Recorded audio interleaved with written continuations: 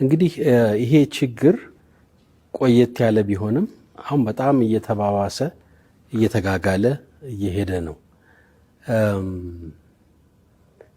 እንግዲህ አንዱ ከዚህ ጋር ማንሳት ምናልባት የሚያስፈልገው የወንጌል አማኞች አብያተ ክርስቲያናት ካውንስል ተቋቁሟል ያው ከጥቂት ዓመታት በፊት እና በዛ ውስጥ ሁሉም ወንጌላዊ የሚባለው ሁሉ የገባበት ህብረት ነው።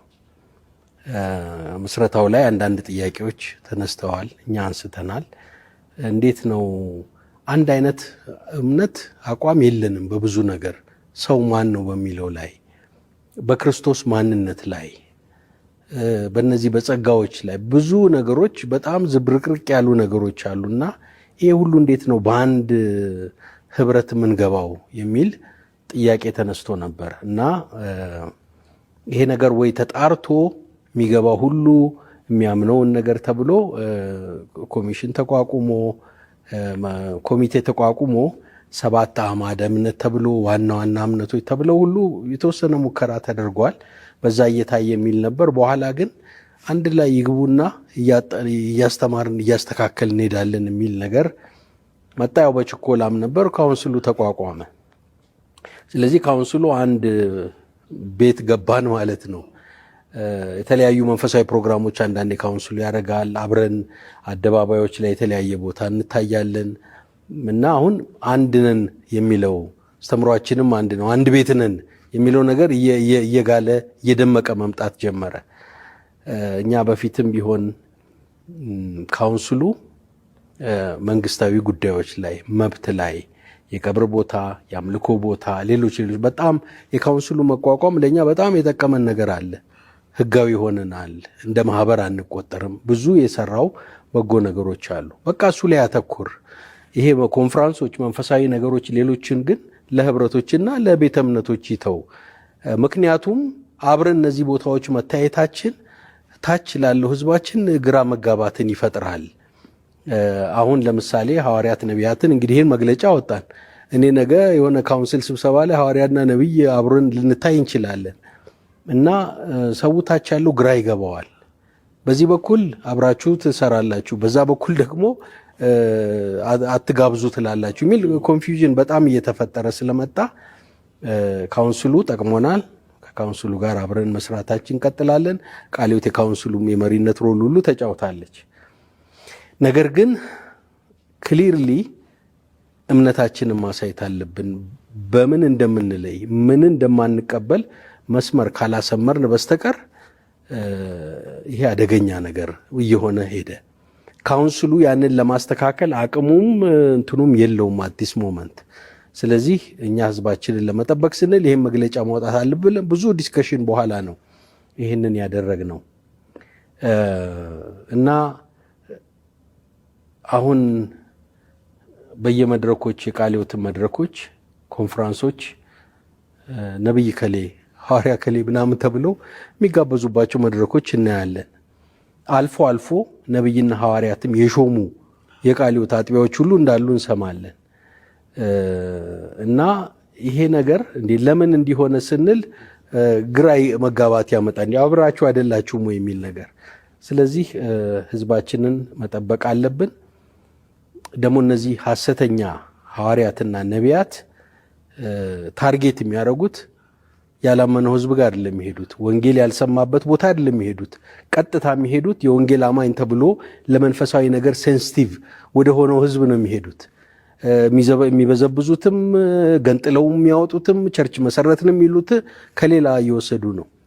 ስለዚህ እነዚህ ነገሮች ማጥራት ካልቻል ነገ ያንን ደግሞ እያዩ ያሉ በመጽሐፍ ቅዱስ ዕውቀት ያልበሰሉ አገልጋዮች እነዚህን ሰዎች ኢሚቴትም ማድረግ እነሱ የሚያደርጉትን መሞከር ሁሉ ነገር ሲሄድ መቼም የቤተ ክርስቲያን ኃላፊነት ያለብን ሰዎች ስለሆነን ቤተ ክርስቲያን ስትበላሽ ማየት፣ አሁን ይህንን መግለጫ ማውጣት ብዙ ዥንብር እንዳስነሳ አይተናል።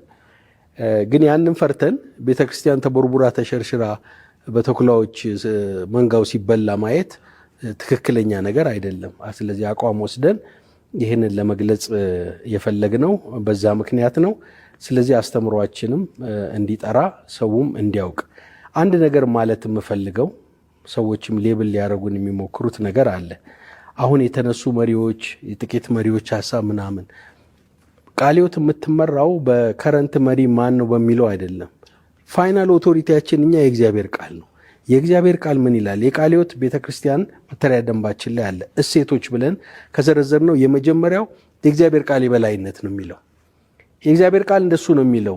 እኔ ግን የሚመስለኝ እንደዛ ነው፣ አሁን በዘመኑ እንደዚህ ነው የምናረገው የሚል አስተሳሰብ በጣም አለ። የእግዚአብሔር ቃል እንደ ፋይናል ኦቶሪቲ የእግዚአብሔር ቃል የሁሉ ገዢ ነው ብሎ በአፉ ይል ይሆናል እንጂ በልቡ የማይቀበል በጣም ብዙ ሰው አለ። በብዙ ነገር ስናይ እኛ አሁን የጊዜው ሽማግሌዎች የጊዜው መሪዎች ምናምን ጉዳይ ሳይሆን መጽሐፍ ቅዱስ ምን ይላል ብለን ግልጽ ባለው መጽሐፍ ቅዱስ እውነት ላይ መቆም አለብን። መጽሐፍ ቅዱስ ስንል ሁሉ ነገር ላይ ብላክ ኤንድ ዋይት ክሊር ያልሆኑ ኤሪያዎች አሉ። ኦኬ አንተ እንደሱ ነው እኔ የምንባባልበት ይኖራል። ግልጽ በሆነው ነገር ላይ ግን ግልጽ አቋም መያዝ ቤተክርስቲያን ግዴታዋ ነው። አሁን ይህን መጽሐፍም ስንጽፍ እዚህ ውስጥ ሰዎች እንዲያነቡ ኢንካሬጅ የማደርገው ዝም ብለን እኛ የምንፈልጋቸውን ጥቅሶች ብድግ ብድግ አድርገን ለእኛ እንትን አድርገን አይደለም ያቀረብ ያሉትን ጥቅሶች ሁሉ ሰርቬይ ተደርገው እንዴት በትክክለኛው ስነ አፈታት ተተርጉመው ምንድን ነው መጽሐፍ ቅዱስ የሚለው በሚለው ላይ ተመስርተን ነው አቋማችንን የያዝ ነው። ስለዚህ ሰዎች ተነስተው ዝም ብሎ አታምንም እንደዚህ ነው ከማለታቸው ከመተቸታቸው በፊት ጥቅሱን ይዩት፣ ያንብቡት፣ ይወያዩ። ከዛ በኋላ ወደ ራሳቸው እንትን ላይ መድረስ ይችላሉ። ኢቭን እኔ አንዳንድ አይቻለሁ የቃለ ሕይወት አባሎች አገልጋዮችም የሆኑ ቃለ ሕይወት እዚህ ያወጣችሁ ጥያቄ ያለብን ነው የሚሉ ሰዎች አሉ። ማለታቸው ክፋት የለውም። ነገር ግን መጀመሪያ ሙሉን ይስሙት፣ ሁለተኛ ይሄን መጽሐፍ ያንብቡ፣ ቃሉን ጋር ያመሳክሩት እና ትክክለኛ የሆነ ነገር ከሆነ በዛ መሄድ አለባቸው እንጂ ዘመኑ ያመጣው ነው እያሉ ዘመኑ ካመጣው ነፋስ ጋር ሁሉ ወዲያና ወዲህ መወዛወዝ የለብንም። ስለዚህ ይሄ ስፔሲፊክ ታይም እንደዚህ ጠንከር ብለን እንድንወጣ ያደረጉን እነዚህ ነገሮች ናቸው። ካውንስሉ ውስጥ ካውንስሉ የፈጠረው ኢንቫይሮንመንት ይህን ሊፈታ የሚችል ስላልሆነ አሁንም ወደፊትም ፑሽ የምናደርገው በሊጋል ጉዳይ በመንግስት ነክ ጉዳዮች ላይ ብቻ አተኩሮ የዚህ የእምነት ጉዳይ የአምልኮ ጉዳይ የምናምኑን ጉዳይ መተውን ያለበት። አንዳንዶች በእርግጥ እነዚህ ሐዋርያት ነቢያትም አካባቢ እኛ እኮ አስተምሩን ብታቀኑን እናንተ ካላቀናችሁ ምናምን የሚሉ አሉ። ለእሱ ፈቃደኞች ነን ለማስተማርም ለማሄድም። አንዳንዱ ግን ጄንዌንሊ አይደለም ያን የሚሉት። ጄንዌንሊ ሳይሆን ተመሳስሎ አብረነን በሚለው የእኛን ህዝብ እዛ ገብቶ ያው ለመበዝበዝና ተቀባይነታቸው እየሰፋ እንዲሄድ ታርጌት አድርገው የሚሰሩ ሰዎች ናቸው። በጣም የገረመኝ እኛ ይሄን መግለጫ ያወጣ ነው ለቃለ ሕይወት አባላት ነው አይደል? ሁሉ ነገሩ ማንንም ስምም አልጠራንም፣ እንትንም አላልን፣ ይሄ ቤተ እምነትም አላልን። ግን አንዴን የተነሱትና ያ ያሳየኝ ነገር ምንድን ነው? ቃለ ሕይወትን ታርጌት አድርገው የቃለ ሕይወትን ህዝብ ታርጌት አድርገው ሊሰሩ ያሰቧቸው ነገሮች እንደሚከሽፉም እየታያቸው እንደሆነ ግልጽ ነው። ስለዚህ በዛ መሰረት ወቅቱን የጠበቀና ትክክለኛ ነው ብዬ አስባለሁ። እንግዲህ አንድ ነገር ደጋግመን የተናገርነው ዘግይቷል ይሄን ማውጣታችን ይቅርታም ብለናል። እሱ ልክ ነው። ነገር ግን ይሄ አቋም ዛሬ ያወጣ ነው አይደለም። ቅድም እንደተባለው በፊትም የነበረ ነው። ግን ምንድነው እኛ ትራዲሽናል በሆነ ወይ ይሄድን ባገኘናት መድረክ እያስተማርን ነው ስንዞር የነበረው። የሐሰት ትምህርቱ ግን ኤሌክትሮኒክስ ሚዲያውን ተጠቅሞ ቲቪውን ተጠቅሞ ሶሻል ሚዲያውን ተጠቅሞ ወረረው። ባለፈው እንዳልኩት እኛ በሳምንት 1 ቀን 2 ቀን የምናገኘው ምዕመን 7 ቀን ሐሰተኛው አስተማሪው ሳሎን ቤት ገብቶ ቲቪ ላይ ቁጭ ብሎ ሲያስተምር ይውላል። በጣም በተቀናበሩ ድራማታይዝድ በሆኑ ቪዲዮዎች ምናምኖች የውሸት ትንግርቶች በቃ እያስገረመ እያስደነቀ በጣም ጥቂት ህዝብ የነበረው ሰው ቲቪ ላይ ሲያይ ከታች ያለው ሰው በቃ ትልቅ ሰው አድርጎ ያየዋል። እና ገጠር ሲወጣ በቲቪ የታየው ሰው እየመጣ ተብለው በዛ ነው ገጽታቸውን የገነቡት። ስለዚህ ይሄ አደገኛ አካሄድ አሁን ሚዲያውን እንግዲህ መጠቀምም ሌት ብንሆንም ሚዲያውንም ተጠቅመን በሁሉም መንገድ ተጠቅመን አንዳንዶችን ማዳን ብንችል የሚል ነው። እንግዲህ ሁሉ ሰው ይቀበለናል፣ ሁሉ ሰው አሜን ብሎ ይገዛል ማለት አንችልም። ይሄንን የሚወዱ አሉ። በቃ ጆሮአቸውን የሚያሳክክ ስለሆነ እንደ ገዛ ምኞቶቻቸው ለራሳቸው አስተማሪዎችን ያከማቻሉ ይላል መጽሐፍ ቅዱስ። እውነትንም ከመስማት ፈቀቅ ይላሉ ይላል። ብዙዎች ሕይወት የሚገኝበትን ትምህርት ከመስማት ይልቅ እነዚህ ትንቢቶችን፣ ትንግርቶችን፣ ምኖችን የሚያባርሩበት ዘመን ላይ እንዳለን ይታያል እኮ። ጌታ ኢየሱስ ክርስቶስ 2 ዓሣ 5,000 ሰው መገበ ምናምን አለ። በጣም በሉ ጠጡ። ኔክስት ዴይ ጌታ ሆይ መቼ መጣ እዚህ ብለው ግር ብለው መጡ።